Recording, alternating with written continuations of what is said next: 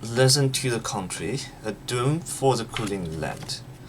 Good afternoon. I'm sorry I applied for a special consideration so that I was like submitted late, and for the presentation I just realized that I missed the audio record before that, so I upload a wrong link, and now I think I need to resubmit a new one. So today I'm like present my work.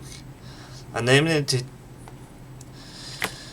I named it as Listen to a Country, a Doom for the Cooling Land. This project explores how architecture can become a form of lesson, a way of reconciliate the relationship between people, land, and history. Before Parliament House was built, the hill on Spring Street, now known as Parliament Hill, was not a site for colonial power, but a skilled meeting group for the Kulin Nation, for the Aboriginal people. Here laws are not written but spoken. They were shaped through gatherings, storytelling, and ceremony. Like this picture over here, this one shows how there's a cross between the Wurrung people and Boonwurrung people, and this idea deeply moved me to note that the land itself once acted as a parliament, a space where people and country listen to each other. I began to ask myself, what would it mean if parliament could listen again? What would a dawn of reconciliation look like? The concept of the dome draws upon three key indigenous symbols that connect space: culture, spirit, the circle, the smoke, and the light.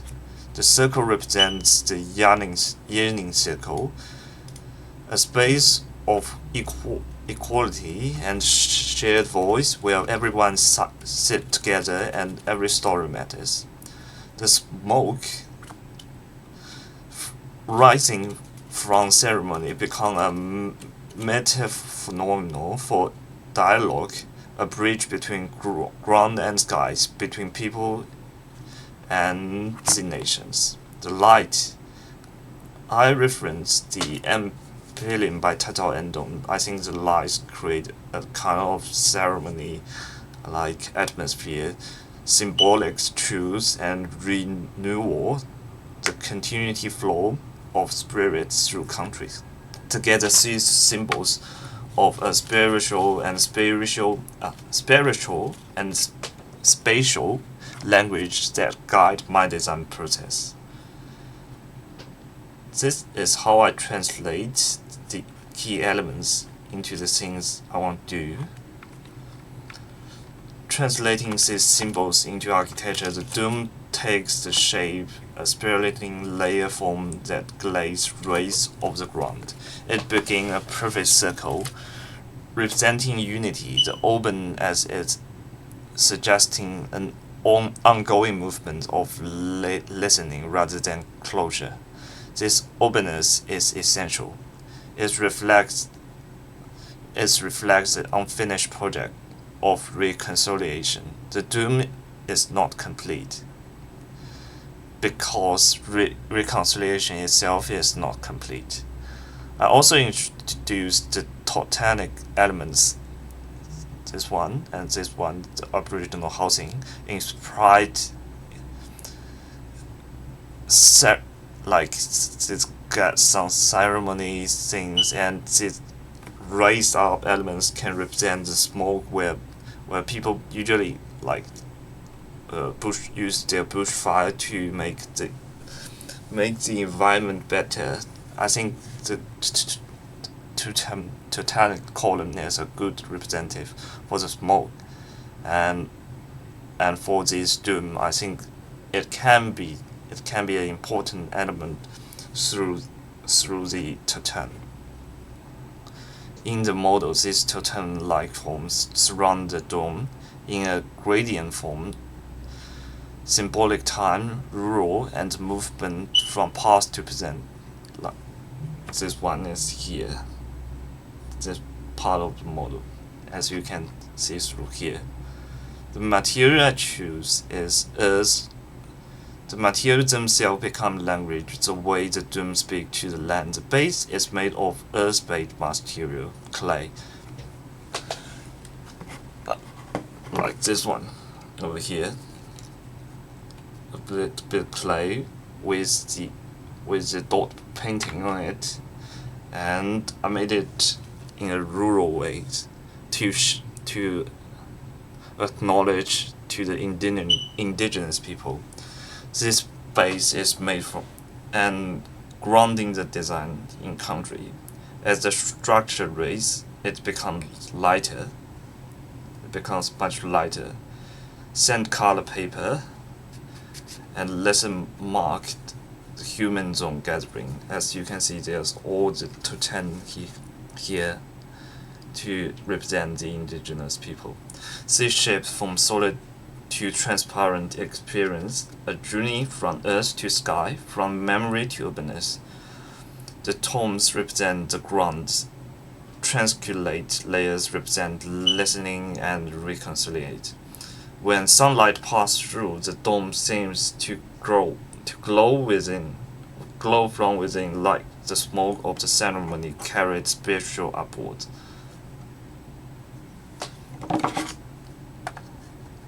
It should like this, how it grow up, how it represents the indigenous people, especially some kind of, it remind me from the Uluru.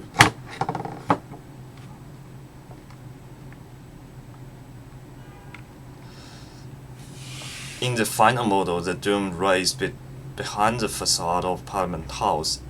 It does not destroy or hide the colonial building, instead it grows from it, suggesting transformation rather than deconstruct any elements. It becomes an architect dialogue between two histories. The model photographers capture this relationship between light, form, and meaning. From the front, you can see the dome.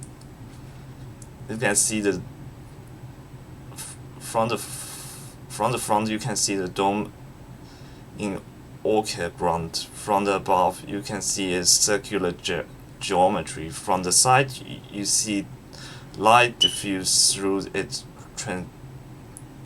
transformed layers. Each view reveals a different conversation between material and sky, how it raises up to the sky.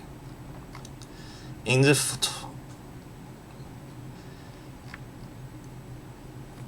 photo montage, the design becomes almost ceremonial. Smoke drafts across the image, merge with the soft ground blue sky.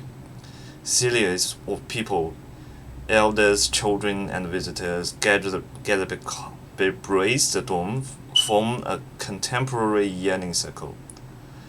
Floating across the composition are the walls. From earth we rise, through light we listen. These words are the whispers of the land, remind that memory, voice, and spirit continue to flow beneath us. Reflection. Through this project, I learned that the architecture is not only about constructing forms, but also about constructing relationships. To listen to the country means slow down, to acknowledge history, and recognize the voice that have always been there. The dome is not a moment, it's a vessel for dialogue. It reminds us that reconciliation cannot be built once, it must be lived continuously. In the land, listen to the country is my way of asking, can architecture become ceremony? Can a structure be brace, listen, and connect us back to the land and hold our stories? Thank you very much. And sorry for the late submitting. I have applied for the special consideration, but thanks for watching.